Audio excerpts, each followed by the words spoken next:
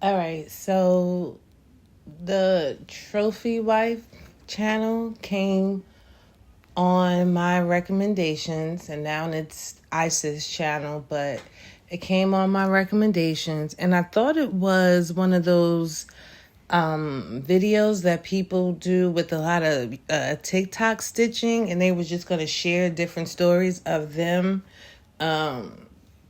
marrying a monster, because I never watched this young lady's videos before, so I thought it was one of those until I clicked on and saw that it was just her talking throughout the whole video. And I must say that I was really brokenhearted behind what I heard the first time.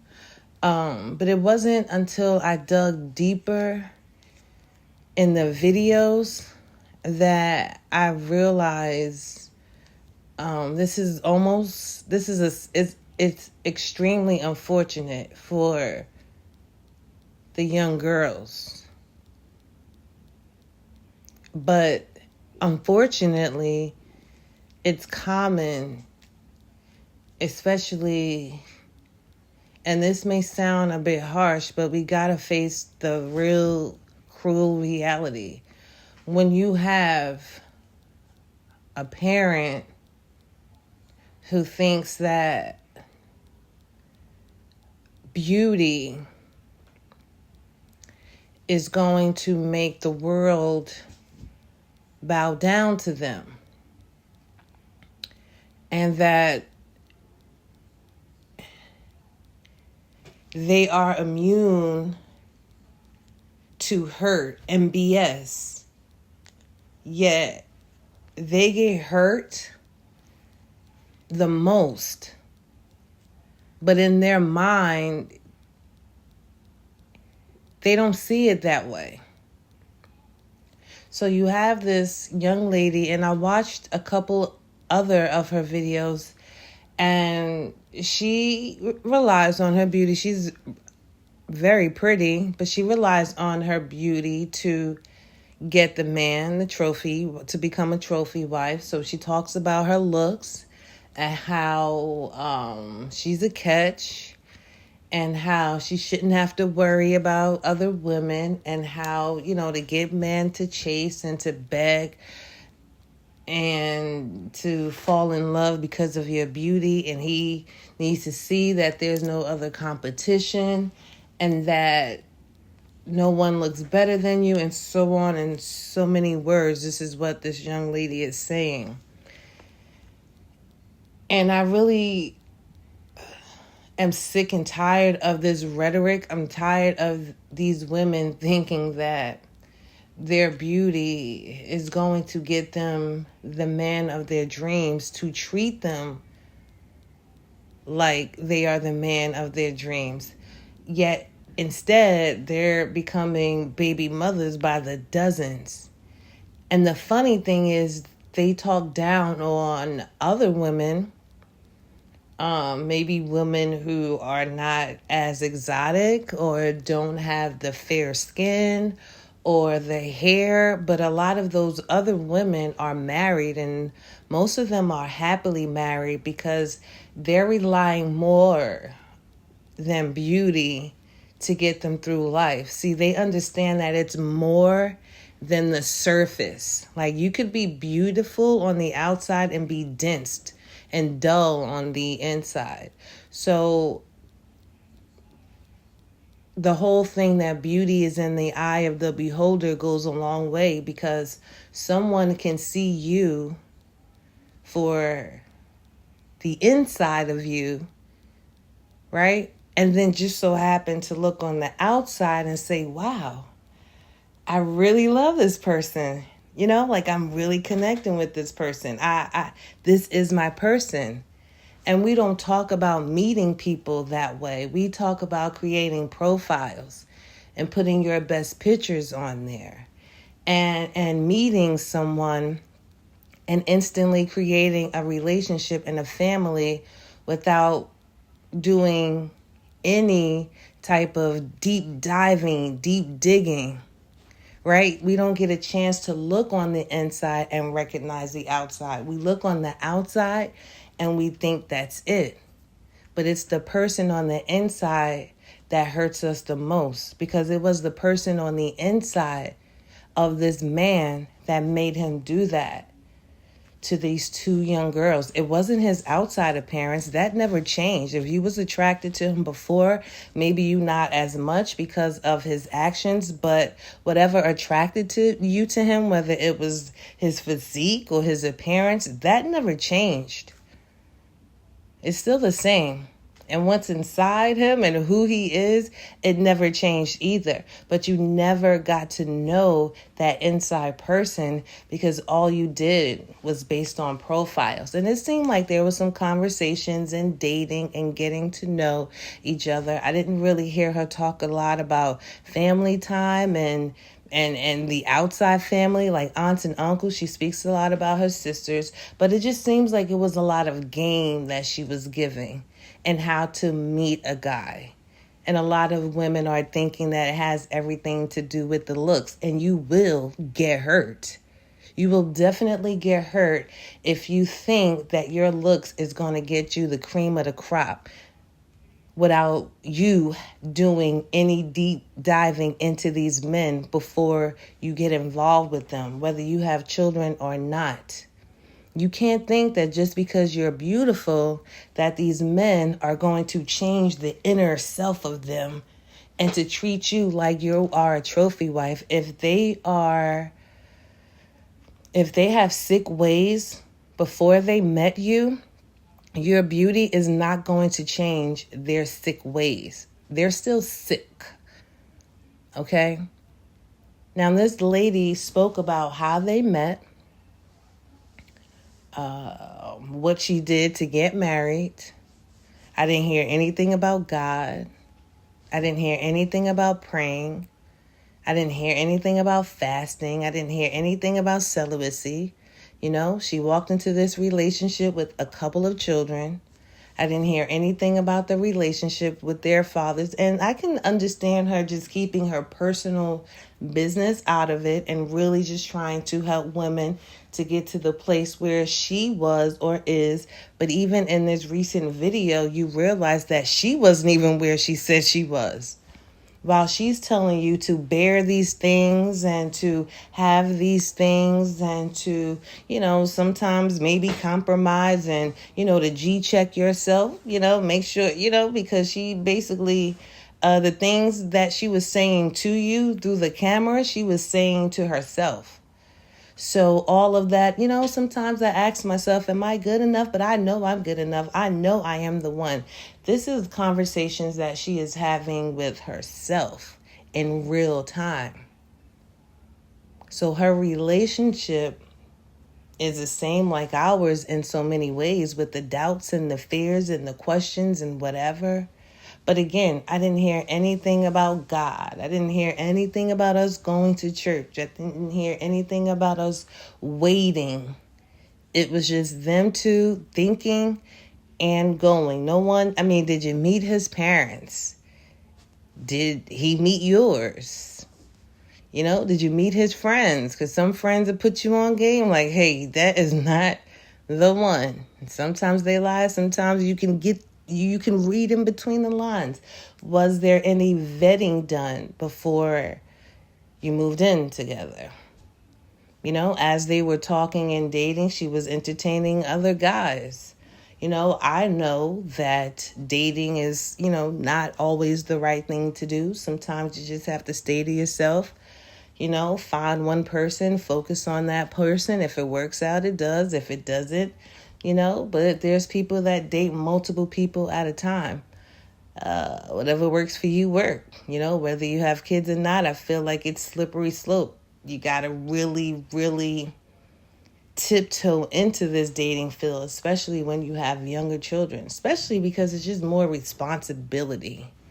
It's just a lot of responsibility, just keeping them safe and sound. So the commitment that they made to each other was a bit shifty. The relationship, we find out, wasn't really trophy-like living. And in her video, she spoke about things that she endured. And I didn't catch it in the first time. So that's why I said in the beginning of the video, I was really sad. And I remember I was driving and I was just shaking my head and I was praying and I was just sad. But then when I sat and I watched the video, I looked in the corner and I said, wait, he raped her 4 times while they were married? But then she also spoke about boundaries and having boundaries. So is that not a boundary? But then you don't know. Like, what is that in a marriage and how does it look? I've never been married. I've never been in a situation like that. So I don't know. Is it that you said no and it was aggressive and you cried afterwards, or is it just you just late? Like, I don't know how that looks, but if it happened the first time, boundaries should have been set. And if it wasn't, which it wasn't, it happened the second time, then someone probably should have left. But to stay and then continue to do videos as this person did, it's a bit shady in a way. And it's really sad that this is not the first time this is happening. That's why I don't watch relationship goals. No one on YouTube, no one outside of me have my relationship goals. Like, I don't even understand that. There may be things that I see a couple do that I might want to add to my vision board list. But to say that these two people I idolize and they're my goals to become, absolutely not. And so a lot of people are watching these YouTubers and I read the comments, like, this is like religion to them. This is what they hold on to. And it's so juvenile and it's so sad that there's a lost community, and it varies in age. I can't even say a generation. There's just a lost community of people out there that think that playing games will get you the love of your life or that real relationship. I'm going to say this, that if you have to play games to get what you want, it's going to end up jacked up. It's going to end up jacked up. That's in a relationship. That's in a job. That's in a home. I remember I did something really crazy. And I'm just going to be honest. Like, in my younger days, I used someone's name in my family to get a phone because I grew up in a kind of strict family. And so I couldn't have a cell phone. The only one I had was under my parents' plan, and they were able to see everything, and I just wanted to be grown. And so I got a phone under someone else's name, and that relationship with that phone lasted for about 4 months until the bill got just backed up. Like, I had it good because my parents were paying the phone. I didn't even see the bill. I just would see the detailed bill on my bed, but I never saw like, hey, you owe me this amount. It was never like that. But I saw that they saw everything that I did, and I just felt uncomfortable with that. But I didn't really practice paying a monthly bill, so that bill went from maybe $258 to $900 in less than 6 months. And I really messed up that person's name. Like, it took me about 7 years to clean their name up, but it's still taking me time to even repair the relationship. We're cool, but they're not that cool with me, and rightfully so. So when you do things out of game and trickery and scamming, it never ends well. It never ends well. The best thing to do is try to do things the right way. And you're doing it wrong. Like, you can read the comments, and this lady is saying, when it came to my guy, I don't show emotion. I don't answer the phone when he, calls me. I just told him I need to do this. And I'm thinking, like, you are not happy. There is no way in the world you are happy living like that. Like, who the hell don't want to be in a relationship with their best friend? Are you freaking kidding me? I am getting the best advice from people who have real marriages with people that they are real friends with. Not the people who've been together and they're just unhappy and they complain about everything, but the people who've been together even since college and they're in their 60s and they still tap each other's butt when they walk past. Like, honest to true friends. And not to say that their relationship was perfect, but true friendship where you can come home and crisscross applesauce in the sofa and just chill with your husband, your buddy, your best friend. You can just jump up in the car, and go get ice cream with sweatpants on, and a messy hair bun and some Ugg slippers on at 2 a.m. to go get ice cream. A best friend lover. Who does not want that? And what I see in the comments is majority of you don't have that. She never spoke about the things she had in common with her husband. She talked about him being high valued, and she believes that she's high value. And to be honest, I'll say even with children, you can be high value, but it is not because of your looks. It's really because of who you are as a package. And it's not even if you can cook or if you can clean, but it's really what you offer. And what you offer doesn't have anything to do with money. It has a lot to do with just your presence. It has a lot to do with your presence. Just think about a time where you felt sad and your friend came by. And your friend probably didn't even say anything to you. She just came, she sat on a sofa, and y'all just chilled. And you felt better just because of the person's presence.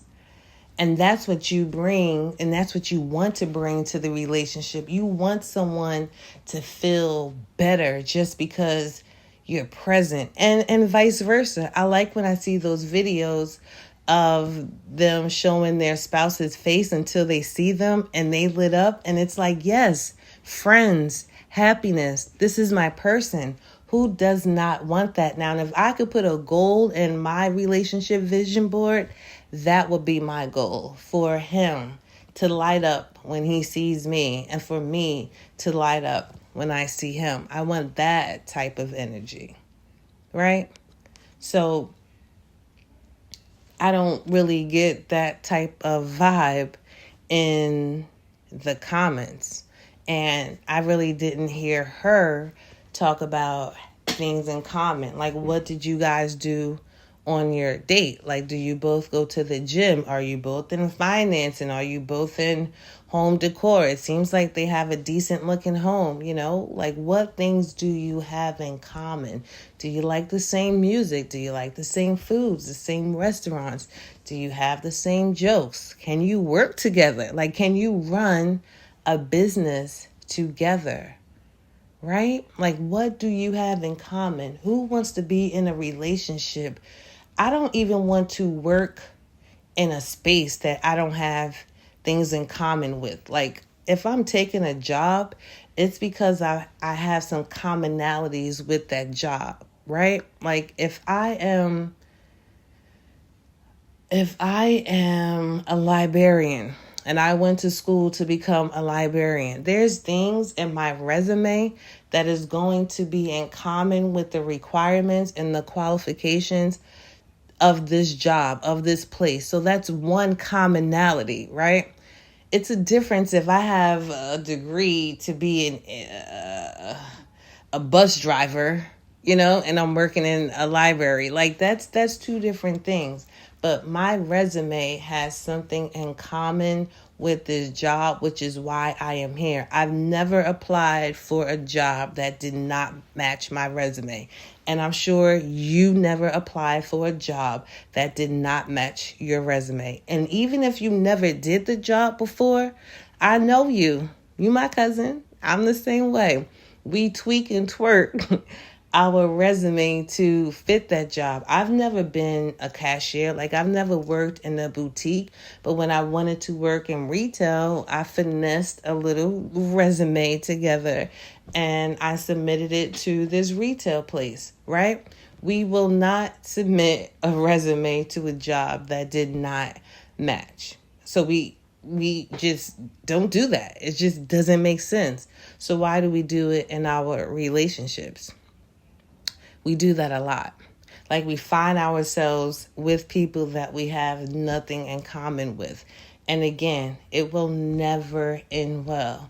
And unfortunately, for this beautiful young woman who found the man, I don't know if she ever called him the man of her dreams, but she found this man and she was his trophy wife. He might have deemed her as his trophy wife. But you have her here with the ending that is not well. Now, it's not the pure end. It's the end of that relationship. It's not the end of her life. It's not the end of those children's lives.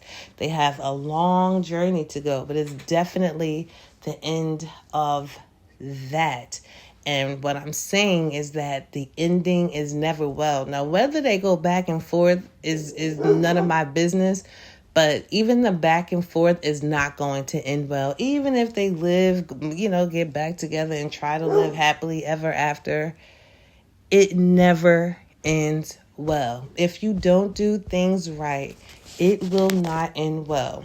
If you do not submit your matching resume to a matching job, you will not get the job. So do not submit yourself into people's lives that you have nothing in common with. Because, and this is the last thing I'm going to say, is that I believe those commonalities saves lives. Like, if you find someone, a friend, let's say, a coworker that you have things in common with, and you guys enjoy it, and then through your enjoyment, you find yourself closer. You find yourself, loving this person. Like, I have a neighbor who we do a lot of things together, and this is my dog. Like, this is my friend, and we love each other. We probably know more about each other than our real family do, but it's because we have things in common. And so I never snuck and did anything behind her back, and she never snuck and did anything behind mine. And we have an open line of communication. Not to say that our relationship is perfect and then we don't have our times where we need our space. But even when we come back, it's like, oh, so you over it? No, are you over it? And then we're back together like we never left. But it's those commonalities that humble us. It's those commonalities that brings us together. And so, again, I wouldn't dare be caught in any situation with anybody, not a job, not a relationship, not a house. If I don't have things in common with the community, I'm not even moving there. If I'm a professional and everybody is sitting outside playing dice at 8:00 in the morning, that is not the community for me. Okay? If I go to work at 5 a.m. and everybody in the community is partying at 5 a.m., that is not the community for me. I do not put myself in things I don't have nothing in common with. And I think you all should practice the same approach because it will save your life.